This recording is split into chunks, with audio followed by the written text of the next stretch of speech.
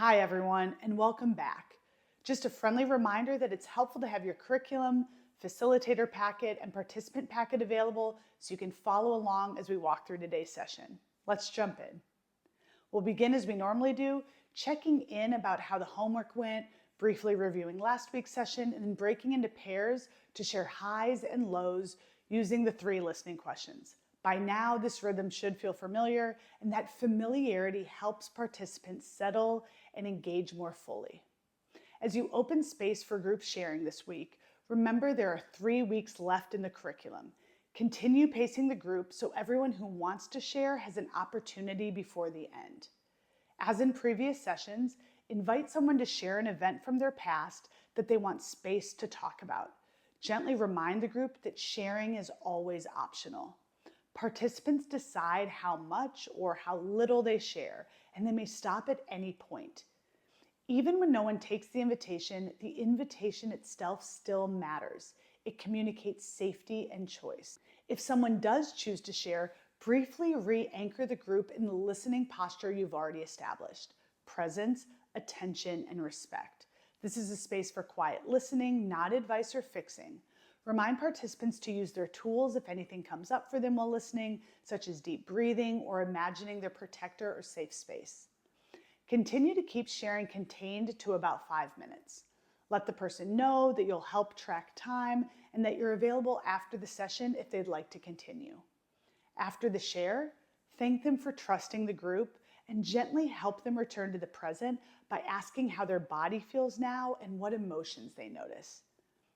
If it feels appropriate, invite prayer before transitioning into the next part of the session. Next, move into deep breathing, either guiding it yourself or using the audio file, and then transition into the story of Esther. Today's story work will be a little different from what you've done before.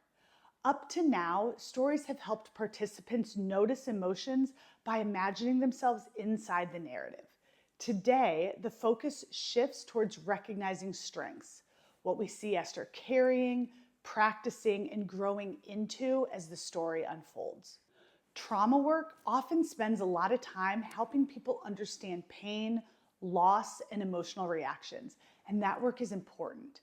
But healing also includes helping people notice capacity, the inner strengths that allowed them to survive, adapt, and keep going when life was difficult. Before hearing the story, have participants take out the Esther's Strengths worksheet and place it upside down on their desk. Let them know they'll use it during the second telling. The first time through, the goal is simply to listen and take in the story as a whole without analysis or note-taking. During the second telling, invite participants to turn over the worksheet. As they listen again, they'll write down any strengths, gifts, or skills they notice in Esther, qualities that helped her face fear, risk, injustice, and responsibility. After the story, invite the group to share what strengths they noticed.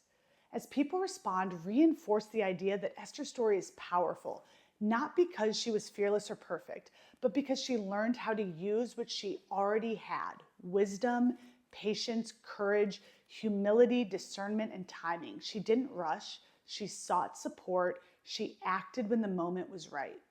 It's important to name that Esther didn't know she had those strengths until she needed them. Her courage appeared when danger was real. Her voice grew stronger as the responsibility increased. That's often how strengths work. Many people assume strengths are obvious or fixed, but more often they become visible through hardship. Trauma doesn't create strengths, but it often reveals them. This is why strengths-based work matters in trauma healing. After trauma, people often focus on what was lost or damaged. Over time, this can narrow how they see themselves.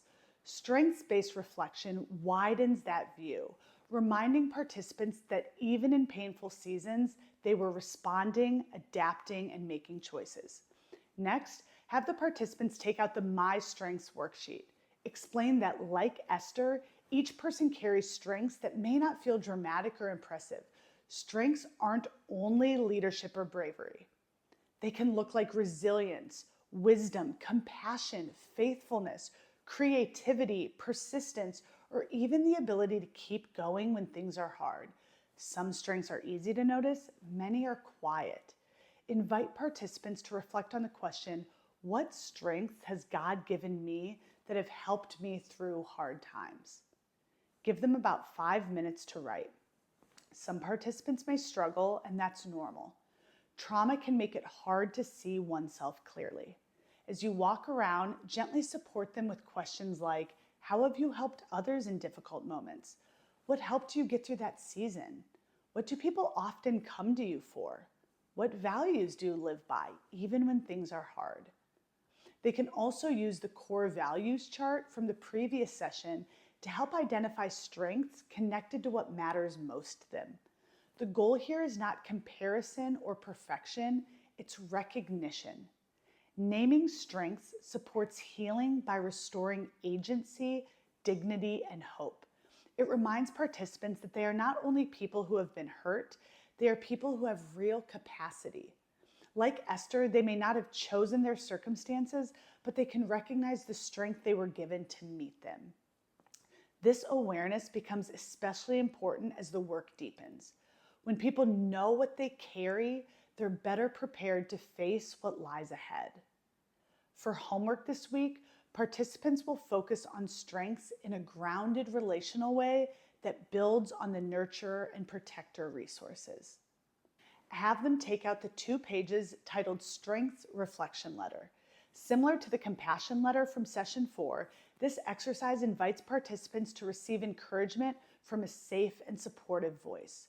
Participants will write a letter to themselves from the voice of their nurturer, protector, or both. Figures who see not only pain, but capacity.